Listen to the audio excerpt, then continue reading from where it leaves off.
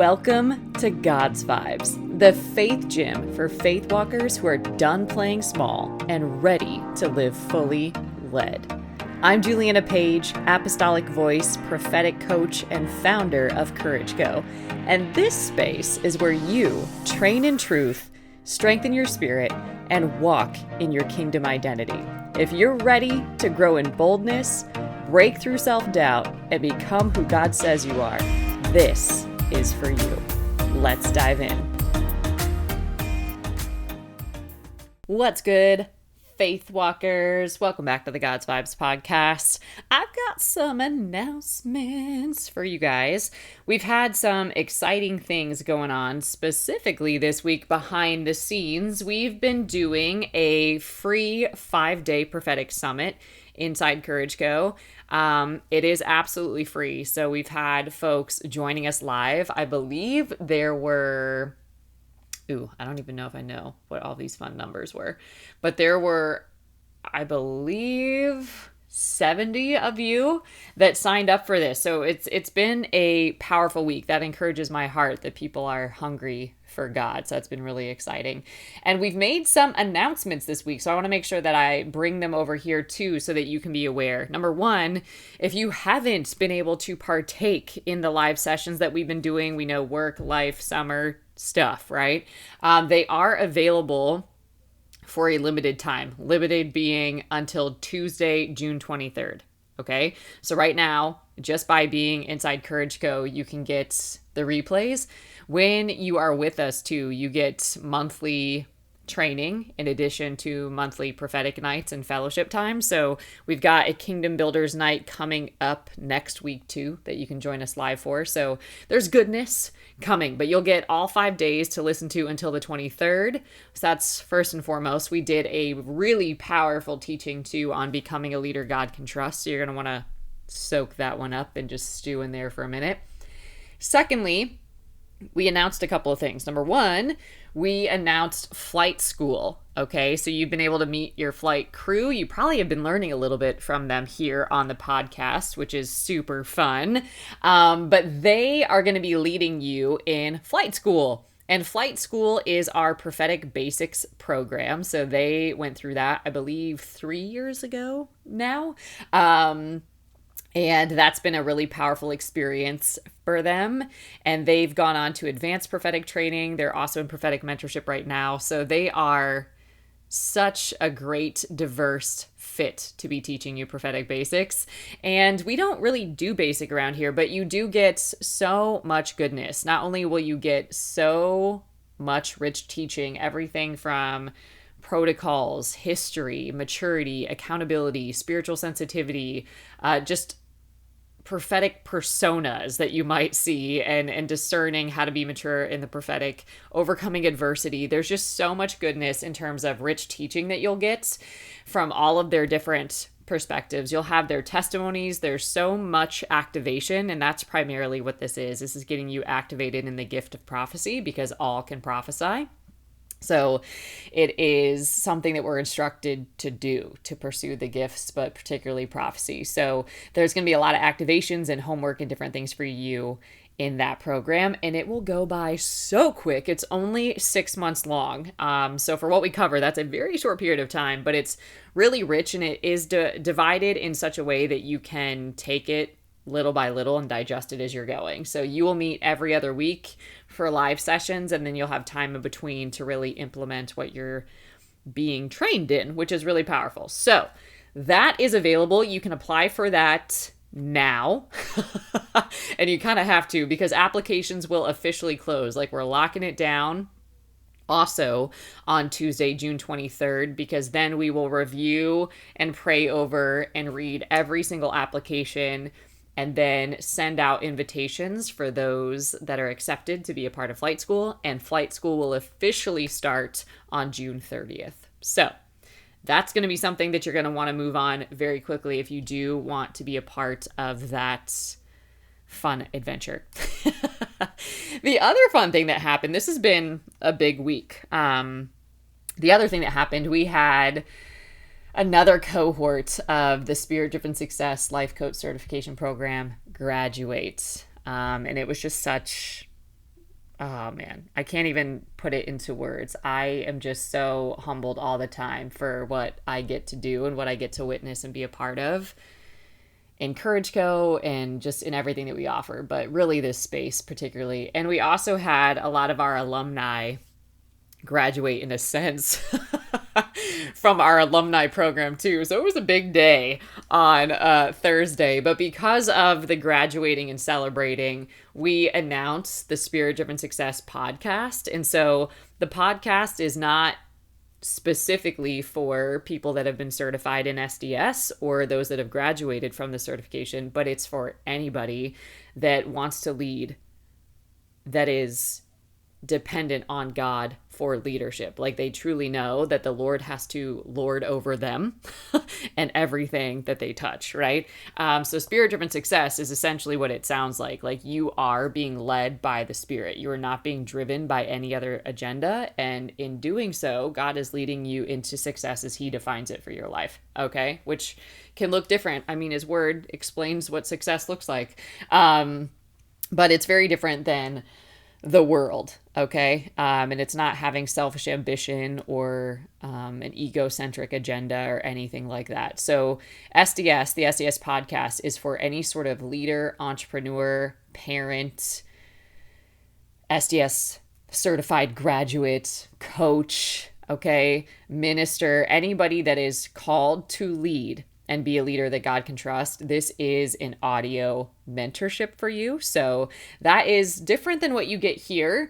And it's almost, in a sense, a taste, a little sample of what it could be like working together one-on-one in a way too. So it can give you really great insights about the certification, keep all of the SDS principles and frameworks at the forefront. There are 6 different manuals, I believe, that you get in SDS. So there's a lot of content, and it was all created before AI. So take that for what it's worth. And literally written by the inspiration of the Spirit of God over decades of development put into one container. So there's a lot to cover and lead on, and we're just going to give it its own space. So if you do want to be a part of that, I'll put the details in the show notes below for that as well.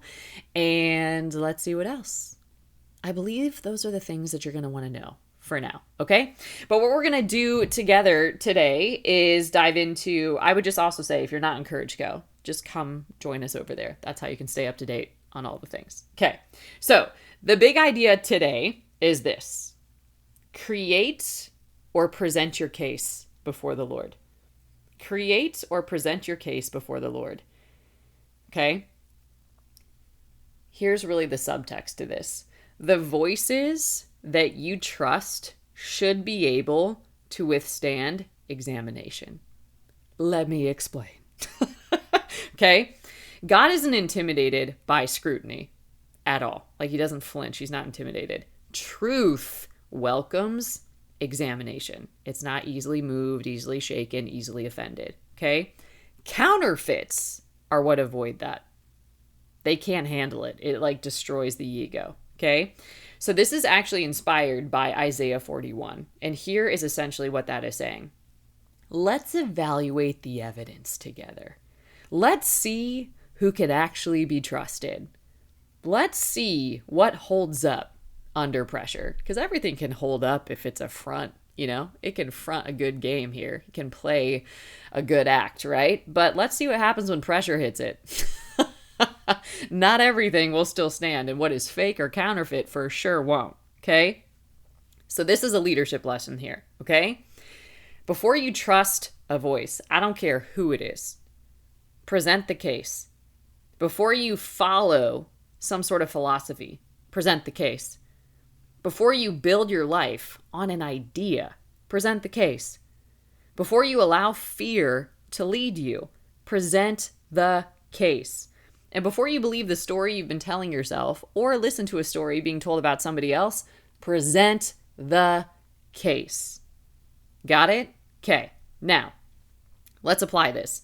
A lot of leaders are making decisions based on these things: feelings, assumptions, social pressure, popular opinions, fear, past wounds, or even internet experts, which, for real? Okay. They're doing this without ever stopping to ask, what's the actual evidence? They don't even vet it. They just take it as it is, right? So, example questions here. You're going to fail. Present your case. Who said? What's the evidence? Your insecurity might say, you're not qualified. Present your case. What's the evidence? Is it true? Are you really not qualified?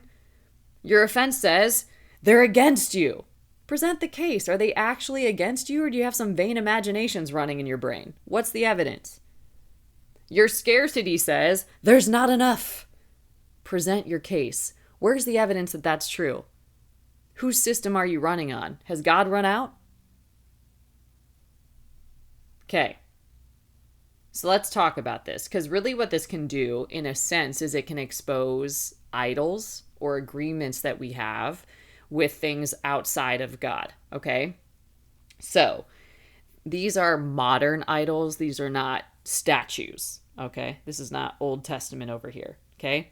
Idols are things that we trust more than God. Simply put, that's what they are. They don't have to be scary. They don't have to be weird, but we do need to acknowledge them, okay?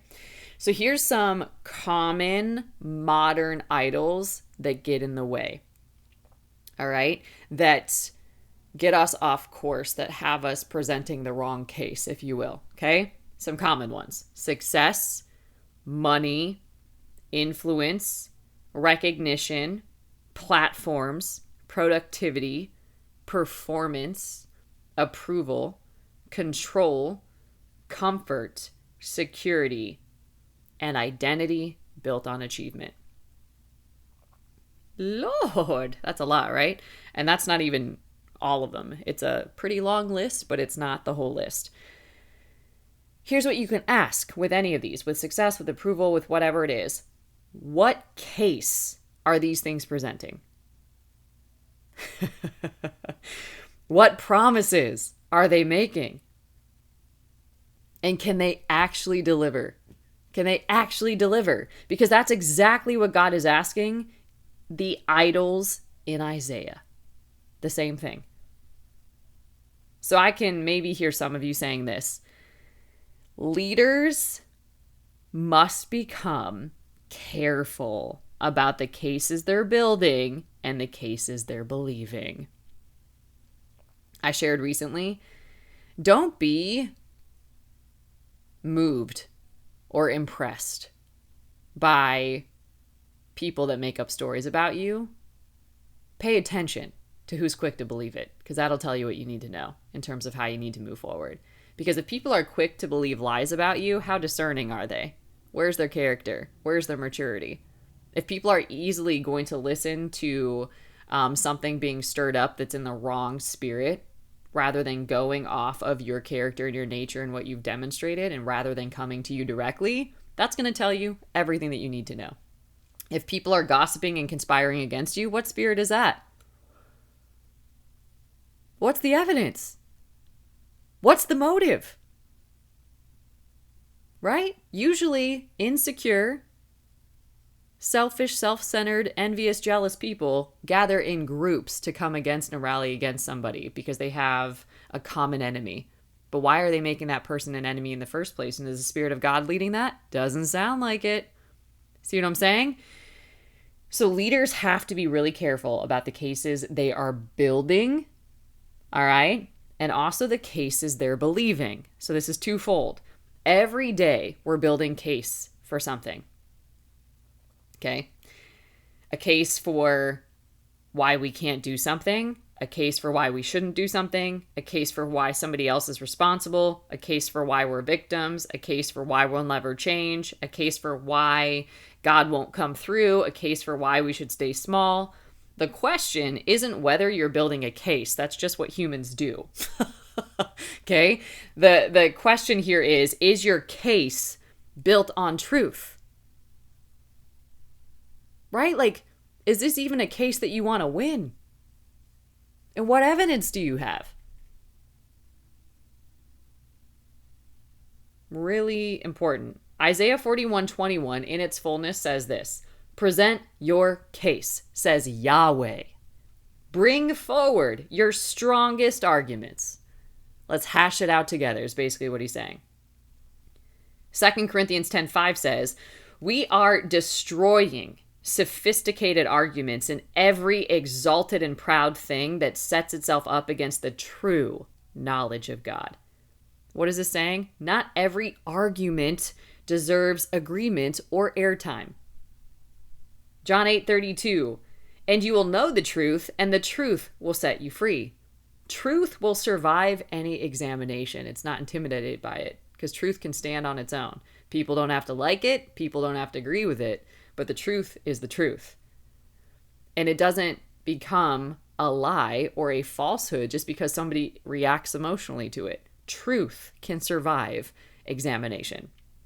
Hebrews 5:14, but solid food is for the spiritually mature, whose senses are trained by practice to distinguish between what is morally good and what is evil. Mature leaders learn discernment. We're called to maturity, okay? So every day, voices are presenting their case. Fear has a case. Doubt has a case. Culture has a case. Success has a case. Your wounds have a case. The enemy has a case. The question is, which voice has earned the right to lead your life? And where is it leading you? And when every other voice is examined, tested, and weighed, God's truth is still standing. It's really, really important. It is so easy in a world that spews information. A lot of times it's unprocessed information. A world that regurgitates information that it's just taking from this place and this place and presenting it as its own, right? In a world that is just inundated with data all of the time, it takes a certain kind of disciple to renew your mind. It takes a certain kind of disciple to process your emotions in healthy spaces and be held accountable to walk uprightly. It takes a certain kind of disciple to examine your own heart before you try to go examining somebody else's. The real work today is taking a look at what cases you're creating, what they are, and why you're creating them in the first place, and what you're hoping to prove. And say that you do prove something, then what? You're justified in your hatred. You're justified in your negativity. You're justified in your offense. You don't want to be justified in any of those things. God doesn't keep a record of wrong against you. He's not actually showing you a list of all his grievances against you every time you sit with him. What are you creating cases for? What is God asking you to create a case for? To defend, to protect, to uphold, to establish with your maturity, with your authority, with your leadership, with your example. That's your business. And when you're hurt, there's ways that you present the case. God, this person did this, did this, did this. This grieves my heart. This hurts my heart, and I do not understand, and I do not like it. I hate it, actually. I hate that this happened. I hate that they moved this way. I hate that I can't unsee this. And it hurts. This is really hurtful. It's not just, it's not right, it's not fair. I hate it. Okay? You have evidence of things that have happened with this person. Okay? You have ways that you've thought about that. And you have ways that you've felt about that. Things that you felt about that. And now you have things that are stored up in your heart regarding that person. And now you're creating a case either for or against that person and trying to create winning arguments. To what end? And what is God asking you to do? God's not asking you to make enemies. And if you have all that evidence, are you praying? You got a whole list of prayer points. What are you doing with those? And before you get so fiercely against somebody else, take a look at the evidence that's coming out of you for how you're doing. How's your heart? What's going on in your mind? Where are your emotions at? Somebody else's business is not your business. Your heart, your thoughts, your emotions, your inner man, that is your business. And you can't properly forgive, reconcile, walk with another if you're not letting God work in you. When you start becoming more accountable and paying more attention to cases that you're creating, to the evidence that you are building towards something and towards what you are trying to win and be for, what you're actually impressed by, that's very revealing and it's very telling about your mental state, your emotional state, the state of your heart, the state and the condition of your inner man and what you have capacity for. And God wants us to master some things, and there's definitely some things he wants us to leave behind. There's definitely things that he wants to crucify. There's definitely things that he wants us to destroy, to pull down, to not tolerate. Are you creating a case for love? Are you creating a case for what is good, what is lovely, what is noble, what is praiseworthy? Are you creating a case for God and proving God now? Are you impressed by God? Or are you more impressed by the enemy? Who are you glorifying, the devil or God? One is your father, the other one certainly is not. The other is the father of all lies, the accuser of the brethren, loves stirring up strife and division, and has a 3-part agenda to kill, steal, and destroy. Whose side are you on? How you're moving will reveal that. How you love other people is testifying how you love God all the time. Whether it is meditated and you think other people can't feel it because you haven't spoken it out of your mouth, if you're thinking it, God calls that sin. This is very revealing. Present your case. There's some arguments that you don't want to win. There's some agreements that you don't want to make. There's some cases that you don't want to take to court. Because if someone were to do that to you, then what? And what case is God presenting? You can see the work. Okay? We've got a lot of work to do. And we need to be held accountable to doing this holy, sacred work, to walking uprightly, to stop giving ourselves excuses for not doing it. And there might be some really good ones. You didn't have examples. You didn't have support. You didn't have tools. You were given a lot of reasons to become hard-hearted and cold and to not trust people. Sure, all of that can be fair and valid. But then what? At some point, you have to decide what example you're going to start walking out for all to see. Because they are watching you, whether you're aware of it or not. You're leading without a title, whether you're aware of it or not. And that matters more than you realize. And how you love even the least of these, whoever you consider the least of these, is how you love God. That might seem small, but he watches it all. So I want to encourage you today, check out what you're presenting a case for and see what evidence you have. And decide if that's what you want to present a case for and win or not. Put God in remembrance would be my encouragement. Let God be greater than any lesser thing. Let his glory and goodness be what you're impressed by. Nothing less will do. Amen? All right, y'all. I hope this blessed you. I do encourage you, come get the replays. Come join us inside Courage Co to take this deeper. And until next time. Stay blessed. If today's episode encouraged your spirit, share it and leave a review so that other faith walkers can find their way home. And if you're ready for mentorship, activation, and community, join us inside Courage Co. It's just $20 a month to walk with us. You can access it at www.courageco.org.